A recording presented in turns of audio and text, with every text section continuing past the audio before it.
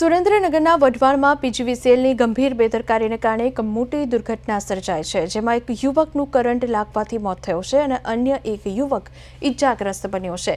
દુર્ઘટનાના પગલે સ્થાનિક લોકોમાં ભારે રોષ જોવા મળી રહ્યો છે. ઈજાગ્રસ્ત યુવકને તાત્કાલિક સારવાર માટે નજીકની હોસ્પિટલમાં ખસેડવામાં આવ્યો છે, જ્યારે મૃતદેહને પણ પોસ્ટમોર્ટમ માટે હોસ્પિટલમાં લઈ જવામાં આવ્યો છે.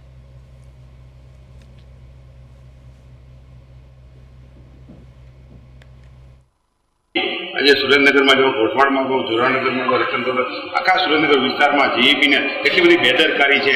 જાહેર જગ્યા પર જોવામાં આવે તો પણ અહીંયા રોડ ખુલ્લામાં પણ એના વાયરો ખુલ્લા હોય છે. આજે જો જોવામાં આવે તો ધાબા ઉપર લટકતા વાયરો ખુલ્લા હોય છે અને એ જીઈબીની આ તમામ જીઈબીની બેદરકારીના લીધે આજે રમેશભાઈ પરસોત્તમભાઈ ચાવડાનું આજે મૃત્યુ નીપજ્યું છે. આજે સામાન્ય વ્યક્તિ, જે મજૂરી કરતો વ્યક્તિ, જે એની જે પોતાની આખા ઘરનો જે મોભી હતો એનું મૃત્યુ થયું છે. ત્યારે આ જીઈબીની આખી ઘોર બેદરકારી જે અમે વખોડવી છે, જીઈબીની બેદરકારીના કારણે જ આ રીવી મૃત્યુ થવા પામ્યું છે અને એમને જીઈબીનો ખુલ્લો વાયર હતો અને અડી જવાથી આજે રમેશભાઈનું મૃત્યુ થયું છે. એટલે જીઈબી આમાં સદંતર જવાબદાર છે એવી અમારી